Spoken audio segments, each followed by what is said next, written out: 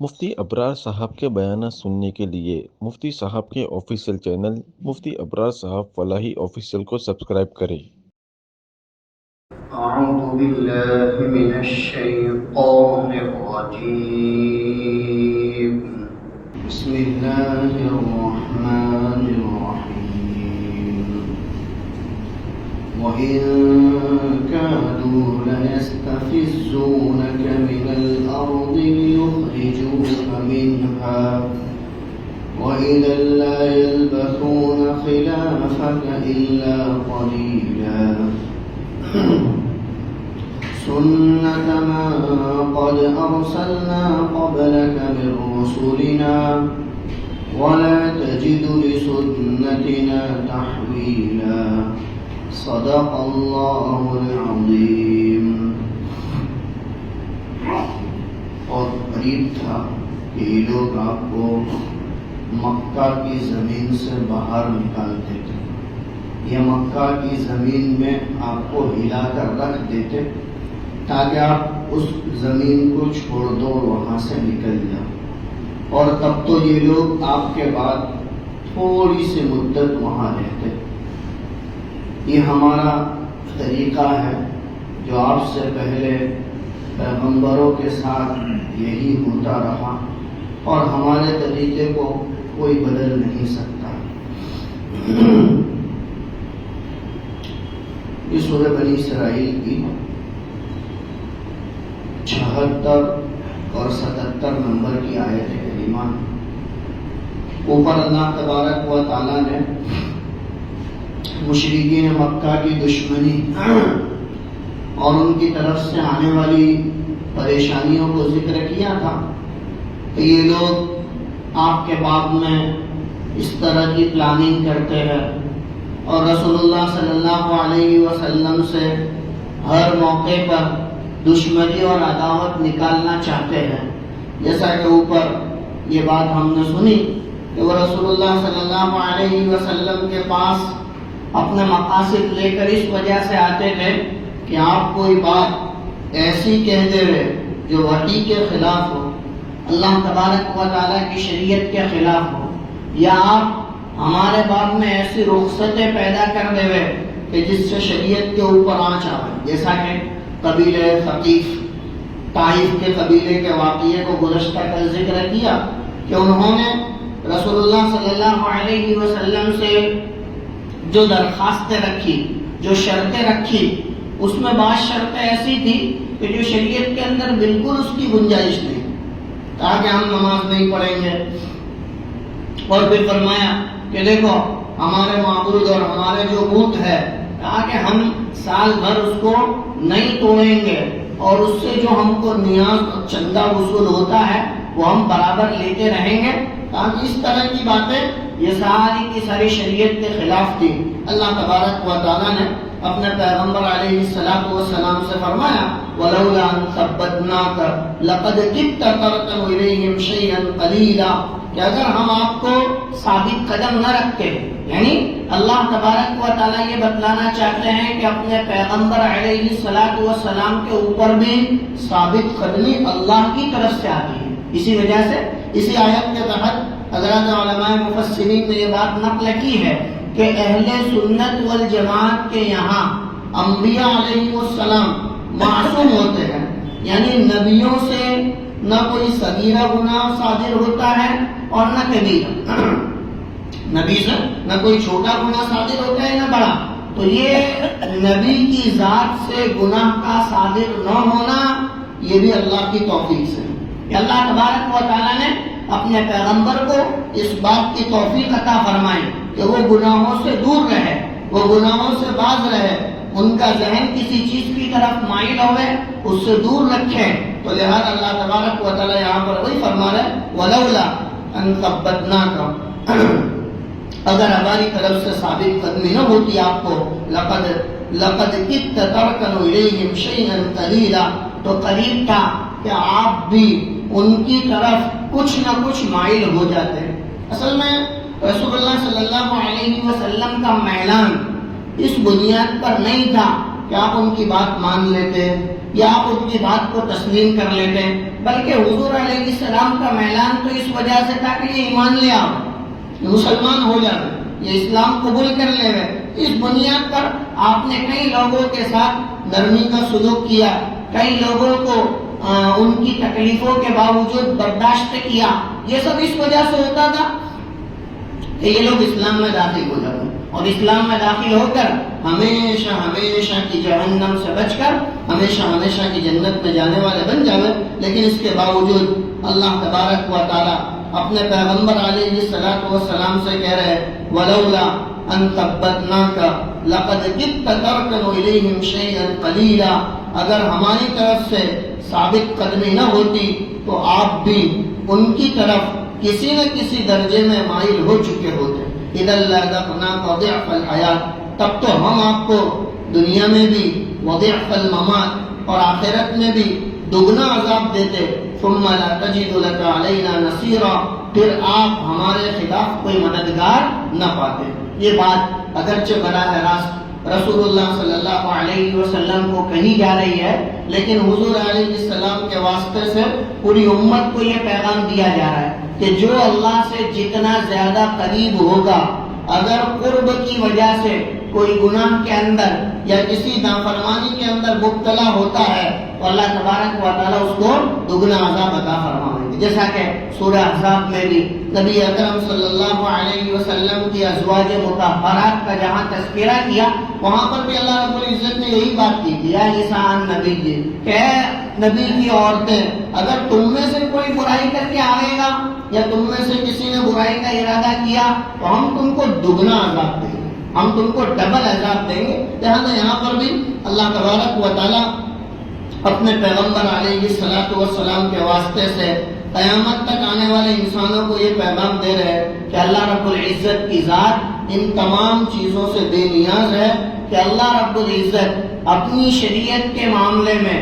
ادنا سے ادنا بات کو برداشت کرنے کو تیار نہیں ہے۔ جیسا کہ ان آیات کا خلاصہ گزشتہ کل کیا گیا کہ خلاصہ یہی ہے کہ اللہ رب العزت اپنی شریعت کے باب میں، اپنے دین کے معاملے میں ذرا برابر بھی کمی کوتاہی کو چلانے کے لیے تیار نہیں کہ آدمی کسی دوسرے دین کی طرف مائل ہو جائے یا آدمی کو کوئی دوسرا دین اچھا لگنے لگے اور اس کے ساتھ ساتھ اسلام کو بھی اپناوے، تو کہا کہ یہ نہیں ہو سکتا۔ اسلام اپنانا ہے تو اسلام کی ساری خوبیوں کے ساتھ اسی کو اپنایا جائے گا اور دوسرے مذہب کی طرف ذرا برابر بھی التفات نہیں کیا جائے گا۔ اس کی کوئی چیز اپنے دل میں اچھی لگے ایسی کیفیت پیدا کرنا بھی درست نہیں۔ جیسا کہ آپ نے حضرت عبداللہ ابن سلام رضی اللہ عنہ کا واقعہ سنا کہ یہود کے بہت بڑے علماء میں سے تھے، اللہ تبارک و تعالیٰ نے بہت علم عطا فرمایا، اسلام میں داخل ہوئے، مسلمان ہوئے اور مسلمان ہونے کے بعد آپ ایک مدت تک اسلام کے اندر رہے اور ان کے دل کے اندر یہ بات پیدا ہو، اس کا اظہار نہیں کیا ہے ابھی، اپنے دل کے اندر یہ بات آ رہی ہے کہ میں جمعہ کے دن کو تو بابرکت سمجھتا ہی ہوں، جمعہ کا دن اسلام کے نزدیک بابرکت دن ہے، عید کا دن ہے، تو لہذا جمعہ کا دن تو میں بابرکت سمجھتا ہی ہوں، لاؤ اس جمعہ کے دن کے ساتھ ساتھ سنیچر کا دن بھی بابرکت سمجھنے لگو، جیسا کہ اہل کتاب یعنی یہود کے یہاں سنیچر کا دن بابرکت تھا، یہود کے یہاں سنیچر کا دن بابرکت سمجھتے تھے، تو لہذا وہ ان کے دل میں آیا کہ جمعہ کے دن پہ تو کوئی اثر نہیں پڑے گی، جمعہ کا دن تو بابرکت سمجھتا ہی سمجھتا ہوں، لیکن اس کے ساتھ ساتھ سنیچر کا دن بھی بابرکت سمجھنے لگو، اور اس کے ساتھ ساتھ انہوں نے دل میں یہ سوچا کہ میں اپنے اوپر اونٹ کے گوشت کو حرام کر دوں کہ اہل کتاب میں سے یہود یعنی حضرت یعقوب علیہ السلام نے اپنے اوپر اونٹ کے گوشت کو حرام کر دیا تھا، لہذا میں اپنی ذات کے اعتبار سے اپنے اوپر اونٹ کے گوشت کو حرام کر دوں، یعنی جس چیز کو اللہ نے حلال کیا ہے آدمی اپنے اوپر اس کو حرام کر لے۔ اللہ تبارک و تعالیٰ قرآن پاک کے اندر آیتیں اتارتے ہیں اور حضرت عبداللہ ابن سلام رضی اللہ تعالیٰ عنہ کی اس دلی خواہش کو رد کرتے ہوئے فرماتے ہیں یا ایھا الذین آمنوا ادخلوا فی السلم کافہ، اے ایمان والو اسلام میں پورے کے پورے داخل ہو جاؤ، ولا تتبعوا خطوات الشیطان، اور شیطان کے نقش قدم پر نہ چلو، انہ لکم عدو مبین، یہ تمہارا کھلا ہوا دشمن ہے۔ تو شریعت کا یہ مدار ہے کہ شریعت اللہ تبارک و تعالیٰ کا دین اپنی دینی باؤنڈری سے باہر نکلنے کی اجازت نہیں دیتا ہے کہ آدمی کو کسی دوسرے مذہب کی کوئی چیز پسند آ جائے اور اس کو وہ فالو کرنے لگے اسلام کے ساتھ، تو کہا کہ یہ دونوں جمع نہیں ہو سکتے۔ جیسے کہ مثال دے کر سمجھایا جاتا ہے کہ بھائی اندھیرا اور روشنی دونوں ایک جگہ جمع نہیں ہو سکتے۔ آپ ٹیوب لائٹ جلاؤ، اندھیرا خود بخود غائب ہو جائے گا، اور ٹیوب لائٹ بجھاؤ، اندھیرا خود بخود آ جائے گا۔ کہا کہ اسلام کی مثال اس روشنی کی طرح ہے کہ اگر آپ اپنے آپ کو روشنی کے ساتھ رکھنا چاہتے ہو تو اسلام کے ساتھ رکھو، اور اگر آپ اپنے آپ کو اندھیرے میں لے جانا چاہتے ہو تو اسلام کے علاوہ دوسری چیزوں کو قبول کرو۔ اصل میں آج کل ہمارے دور کے اندر یہ چیزیں بڑی عام ہو گئی ہیں کہ آدمی بہت ہلکا لیتا ہے، بہت لائٹلی لیتا ہے کہ اس میں کیا ہو گیا، یہ کام کر لینے سے کیا ہو جائے گا، اور اس کے کرنے سے کوئی آدمی اسلام سے تھوڑی نہ نکل جاتا ہے۔ کہا کہ شریعت کی ادنا سے ادنا گستاخی یا شریعت کا کمتر سمجھنا آدمی کو ایمان سے نکال دیتا ہے اور اس کو پتہ بھی نہیں چلتا۔ لہذا آدمی کو اپنی شریعت کے باب میں بہت مکمل رہنا چاہیے، اللہ کے رسول صلی اللہ علیہ وسلم کے بتلائے ہوئے طریقوں کو اپنی زندگیوں کے اندر جگہ دینی چاہیے اور اسے خوشی سے قبول کرنا چاہیے۔ کتابوں میں ایسے واقعات لکھے ہوئے ہیں کہ لوگوں نے شریعت کی معمولی سی چیز کو قبول نہیں کیا، اللہ نے ایمان پر جو ہے وہ خاتمہ نہیں فرمایا۔ تو لہذا چاہے وہ بیٹھ کر کھانا ہو، چاہے وہ بیٹھ کر پینا ہو، چاہے وہ روزے کی نعمت ہو، چاہے وہ نماز اور زکوٰۃ کی نعمت ہو، آدمی خوشی سے اسے قبول کرے کہ یہ اللہ تبارک و تعالیٰ کے دین کا ایک حصہ ہے جو مجھے دیا گیا ہے، لہذا میں خوشی کے ساتھ اسے قبول کرتا ہوں اور اللہ کی ذات سے امید رکھتا ہوں کہ اللہ مجھے اس پر دنیا آخرت میں اجر عطا فرمائے۔ لہذا یہاں پر اپنے پیغمبر علیہ الصلوۃ والسلام کو اللہ تبارک و تعالیٰ نے بہت اچھے انداز میں اس بات کی طرف متنبہ کیا کہ آپ ان کی باتوں میں نہ آنا اور ان کی باتوں کو نہ ماننا، یہ آپ کو جو ہے وہ بہکانا چاہتے ہیں، لِتَفْتَرِيَ عَلَيْنَا غَيْرًا، تاکہ آپ ہماری وحی کے علاوہ کوئی اور بات ان کو کہہ دو، تو لہذا ایسی بات ہرگز نہ ہونے دینا، ورنہ ثُمَّ لَا تَجِدُ لَكَ عَلَيْنَا نَصِيرًا، پھر آپ ہمارے خلاف کوئی مددگار نہیں پاؤ گے، یعنی ہم جب پکڑ کریں گے تو کوئی مددگار نہیں ہوگا۔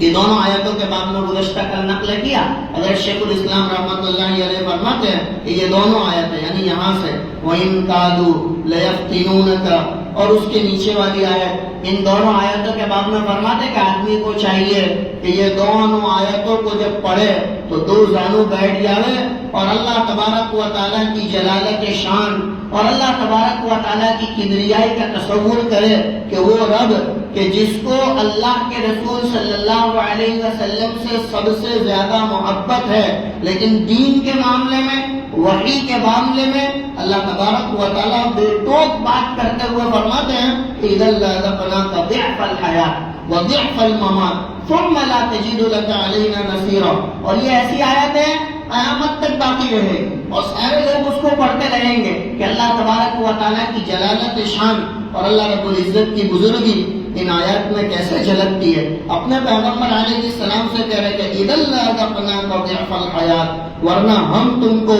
دنیاوی زندگی میں بھی عذاب چکھاویں گے اور مرنے کے بعد بھی عذاب چکھاویں گے، ثُمَّ لَا تَجِدُ لَكَ عَلَيْنَا نَصِيرًا، پھر آپ ہمارے خلاف کوئی مددگار نہ پاؤ گے۔ گویا کہ یہ بات ساری انسانیت کو کہی گئی ہے، قیامت تک آنے والے انسانوں کو کہی گئی ہے کہ وہ دین کے معاملے میں چوکنا رہے اور شریعت میں کسی بھی طرح کی مداخلت کو برداشت نہ کرے اور اسلام کے علاوہ کسی اور مذہب کی کسی چیز کو اپنے دل سے پسند نہ کرے۔ کہا کہ یہ پسند کرنا بھی آدمی کے لیے ایمان کے خطرے کی گھنٹی کہ کوئی چیز، کوئی بسا اوقات کوئی رسم ہوتی ہے تو وہ رسم غیروں کی رسم آدمی کو پسند آتی ہے اور آدمی یہ کہنے لگتا ہے اپنی زبان سے کہ ان کے مذہب میں یہ رسم کتنی اچھی ہے، ان کے مذہب میں یہ رسم کتنی اچھی ہے، تو گویا کہ یہ کہنا اس کے لیے خطرے سے خالی نہیں۔ لہذا آدمی کو شریعت کے باب میں بہت متنبہ رہنا چاہیے۔ سب سے پہلے تو دل کی گہرائیوں سے اس بات کی تصدیق کرنی چاہیے کہ جو باتیں اللہ نے اپنے کلام میں ذکر کی ہے اور جو باتیں رسول اللہ صلی اللہ علیہ وسلم لے کر آئے ہیں، مجموعی طور پر میں تمام باتوں پر ایمان رکھتا ہوں، کہ تمام باتوں کو میں مانتا ہوں کہ ساری باتیں سچ ہے اور حق ہے، اس میں کوئی دو رائے نہیں ہے اور اپنی ذاتی کوئی اس میں رائے داخل نہیں ہے۔ لہذا ان دو باتوں کے اندر اللہ تبارک و تعالیٰ نے اپنے پیغمبر علیہ السلام کو خطاب کر کے قیامت تک کے انسانوں کو پیغام دیا کہ شریعت کو مضبوطی سے پکڑیں اور شریعت کے علاوہ کسی چیز کو دل کی گہرائیوں سے پسند نہ کریں، تو اس کو پسند نہ کریں۔ پسند کرنا تو دور کی بات، کہا کہ اس کو اچھی نگاہ سے بھی نہ دیکھیں، اس لیے کہ ہمیں جو کچھ دیا گیا ہے وہ اللہ کے علم کامل کے ذریعے سے دیا گیا ہے۔ جو شریعت ہے وہ اللہ تبارک و تعالیٰ کا کامل یعنی مکمل علم ہے جو اللہ نے ہمیں عطا فرمایا ہے۔ لہذا آدمی کو دوسرے مذہب کی کسی چیز کو یا دوسرے مذہب کی کسی رسم کو یا دوسرے مذہب کے کسی تہوار کو اچھی نگاہ سے دیکھنا بھی درست نہیں ہے۔ ان آیات سے معلوم ہو رہا ہے، ان آیات سے صاف طور پر معلوم ہو رہا ہے۔ اور دوسری بات جو حضرت مفتی تقی صاحب دامت برکاتہم نے یہاں پر نقل کی ہے کہ اللہ تبارک و تعالی جو گناہوں سے بچاتا ہے اور گناہوں سے دور رکھتا ہے، جیسے کہ اپنے پیغمبر علیہ السلام سے کوئی ایسی بات زبان سے نہیں نکلوائی کہ قبیلہ بنو ثقیف کے لوگ مان جائیں یا ان کے مذہب کی کوئی بہتری ہو جائے، کہا کہ اللہ تبارک و تعالی انسان کو جو گناہوں سے بچاتا ہے وہ اپنی توفیق سے بچاتا ہے، انسان کے بس کی بات نہیں، انسان کے بس کی بات نہیں ہے۔ لہذا آدمی جب گناہوں سے دور رہے تب بھی اللہ ہی کی توفیق کو شامل حال سمجھے، اور جب بندہ نیک کام کرے تو اس میں بھی اللہ ہی کی توفیق کو شامل حال سمجھے کہ دونوں میں سے کوئی بھی چیز آدمی کے بس میں نہیں۔ اسی لیے آدمی کیا کہتا ہے؟ لا حول ولا قوت الا باللہ، نہیں ہے گناہوں سے بچنے کی طاقت اور نہیں ہے نیک کام کرنے کی قوت مگر اللہ کی توفیق سے، کہ آدمی گناہوں سے بچ بھی نہیں سکتا اور آدمی نیک کام کر بھی نہیں سکتا مگر اللہ کی توفیق سے۔ لہذا دونوں چیزیں اللہ ہی کی توفیق سے ہوتی ہے۔ اگر آدمی کسی جگہ اپنے آپ کو گناہ سے بچا لے یا میں آپ گناہ سے بچ جاویں، اس میں اپنا کوئی کمال نہ سمجھے، یوں سمجھنا چاہیے کہ اللہ کی توفیق شامل حال تھی کہ اللہ تبارک و تعالیٰ نے اتنے بڑے گناہ سے اور اتنی مصیبت سے دور رکھا۔ آگے کی بات اللہ تبارک و تعالیٰ یوں ذکر کر رہے ہیں وَإِن كَادُوا لَيَسْتَفِزُّونَكَ مِنَ الْأَرْضِ لِيُخْرِجُوكَ مِنْهَا وَإِذًا لَّا يَلْبَثُونَ خِلَافَكَ إِلَّا قَلِيلًا، اور قریب تھا کہ آپ کے پیروں کو اکھاڑ دے یا آپ کو کمزور کر دے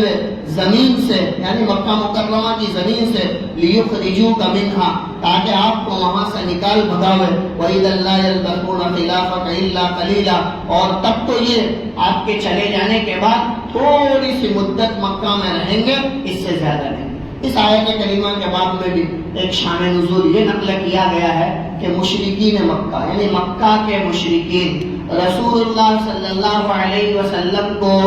مکہ سے نکال دینا چاہتے ہیں۔ جیسا کہ ہم نے سنا انہوں نے بہت پلاننگ کی، بہت مشورے کیے کہ ان کو جلا وطن کر دو، ان کو مکہ سے کھدیڑ دو، ان کو اتنی تکلیفیں پہنچاؤ کہ یہ مکہ چھوڑ کر چلے جاوے اور ایسا کرے ویسا کرے۔ تو اللہ تبارک و تعالیٰ کہتے ہیں ان کی دل کی گہرائیاں یہ چاہتی ہے کہ آپ مکہ چھوڑ کر نکل جاؤ۔ اے پیغمبر علیہ السلام، آپ کیا سمجھتے ہو آپ مکہ چھوڑ کر نکل جاؤ گے تو پھر یہ لوگ مکہ میں ایک لمبی مدت تک رہیں گے؟ کہا کہ نہیں، آپ کے چلے جانے کے بعد ہم ان کو بھی کھدیڑ دیں گے۔ اور واقعتاً ایسا ہی ہوا، جب رسول اللہ صلی اللہ علیہ وسلم کے لیے مکہ کی زمین تنگ ہوئی اور حضور علیہ السلام کو بہت زیادہ پریشان کیا گیا تو اللہ تبارک و تعالیٰ نے آپ کو ہجرت کا حکم دیا اور آپ مدینہ منورہ ہجرت کر کے تشریف لے گئے، اور 1.5 سال کے اندر اللہ تبارک و تعالیٰ نے مکہ والوں کا ملیہ میٹ کر دیا، غزوہ بدر سن 2 ہجری کے اندر ہوا اور ان کے بڑے بڑے 70 سرداروں کو جو ہے وہ قتل کر دیا گیا اور مکہ مکرمہ بالکل خالی ہو گیا، جیسا کہ کتابوں میں نقل کیا ہے۔ جتنے بھی بڑے بڑے سردار تھے ان سب کو جو ہے وہ قتل کر دیا گیا اور آہستہ آہستہ ان کی سرداریاں ختم ہو گئی۔ کتنے سال میں؟ 5 سال میں اللہ تبارک و تعالیٰ نے مکہ کو ایسا کر دیا کہ وہاں کوئی سرداری کرنے والا نہیں، وہاں کوئی سرداری کرنے والا نہیں۔ اور وہ کیسے پتا چلا؟ تاکہ ایک مغنیہ تھی، ایک گانے والی عورت تھی کہ وہ ان بڑے بڑے سرداروں کے یہاں گانے کے لیے جایا کرتی تھی۔ قریش کے مشرکین مکہ کے بڑے بڑے سرداروں کے یہاں گانا گانے جاتی تھی اور جب وہ گانے جاتی تھی تو لوگ اس کو پیسہ دیتے تھے، مشرکین پیسہ دیتے تھے۔ کہا کہ 5 سال کے اندر ایسی حالت ہو گئی کہ وہ بھیک مانگتی ہو، اس کے پاس کمانے کے لیے کوئی ذریعہ نہیں رہا۔ وہ مکہ مکرمہ سے مدینہ منورہ گئی اور رسول اللہ صلی اللہ علیہ وسلم کے پاس جا کر ماجرا سنایا کہ میں مشرکین مکہ کی بڑی بڑی مجلسوں میں گانے جایا کرتی تھی، لیکن آپ نے جب سے ہجرت کی اور آپ ہجرت کر کے مدینہ آ گئے اور بدر، احد، احزاب، کہا کہ یہ غزوے ہوتے رہے، مکہ کی ساری زمین صاف ہو گئی، اب کوئی وہاں پر باقی نہیں رہا، بڑے بڑے سردار سارے کے سارے مارے گئے۔ اللہ وہی بات کہہ رہے وَإِن كَانُوا لَيَسْتَفِزُّونَكَ مِنَ الْأَرْضِ، اور اگر یہ لوگ آپ کو زمین کے اندر ہلانا چاہتے ہیں لِيُخْرِجُوكَ مِنْهَا، تاکہ آپ کو یہاں سے نکال بھگاوے، وَإِذًا لَا يَلْبَثُونَ خِلَافَكَ إِلَّا قَلِيلًا، تب تو یہ لوگ بھی آپ کے بعد تھوڑی سی مدت رہیں گے، یعنی ہم ان کو بھی ختم کر دیں گے۔ یہ اللہ تبارک و تعالیٰ کی طرف سے پیشین گوئی ہے، اس لیے کہ یہ پوری کی پوری صورت مکی ہے، یعنی ہجرت سے پہلے نازل ہوئی ہے، اور اللہ تبارک و تعالیٰ اس میں بطور پیشین گوئی کے یہ بات کہہ رہے ہیں کہ اگر آپ کو یہ نکال دے، آپ مکہ چھوڑ کر چلے جاوے، پھر یہ لوگ بھی رہنے والے نہیں ہیں، ان کو بھی رکنا نہیں ہے، ان کو بھی جو ہے مکہ چھوڑنا پڑے گا۔ اور اللہ تبارک و تعالیٰ نے مکہ کیا دنیا ان کو چھوڑنے پر مجبور کر دیا، فرمایا سنت من ارسلنا قبلک من رسولنا، یہی ہماری سنت ہے جو ہم نے اپنے پہلے آپ سے پہلے پیغمبروں کے ساتھ کی ہے، کہ پہلے انبیاء علیہ السلام کے ساتھ بھی یہی معاملہ ہوتا تھا کہ جب قوم ان کو مجبور کرتی، جب قوم ان کو نکال دیتی، جب قوم ان کے ساتھ برا سلوک کرتی، تو نبی کے ساتھ برا سلوک کرنے کی وجہ سے تھوڑی مدت میں اللہ تبارک و تعالیٰ قوم کو بھی ہلاک کر دیتے اور قوم کے اندر بھی حالات کو بگاڑ دیتے۔ وَلَا تَجِدُ لِسُنَّتِنَا تَحْوِيلًا، اور آپ ہماری سنت کو بدلنے والا نہیں پاؤ گے، یعنی اللہ تبارک و تعالیٰ کا جو طریقہ چلتا آ رہا ہے کوئی اسے بدل نہیں سکتا۔ اللہ کا جو قانون ہے، اللہ کا جو دستور ہے، اللہ تبارک و تعالیٰ نے جو بات طے کی ہے، دنیا کی ساری طاقتیں مل کر اس کو بدل نہیں سکتی۔ اسی بات کو اللہ نے فرمایا وَلَا تَجِدُ لِسُنَّتِنَا تَحْوِيلًا، اور آپ ہماری سنت کو بدلنے والے نہیں پاؤ گے، یعنی آپ ہماری سنت کو بدل بھی نہیں سکتے ہو اور ایسے لوگوں کو بھی نہیں پاؤ گے کہ جو ہمارے طریقے کو بدلے۔ اللہ تبارک و تعالیٰ سے دعا ہے اللہ ان آیتوں کو صحیح معنی میں سمجھنے کی توفیق عطا فرماوے، اور جو ہدایت کی باتیں اللہ نے ان آیات میں ذکر کی ہیں ان تمام باتوں کو اللہ ہمارے سینوں میں اتارنے کی توفیق عطا فرماوے۔ وآخر دعوانا ان الحمدللہ۔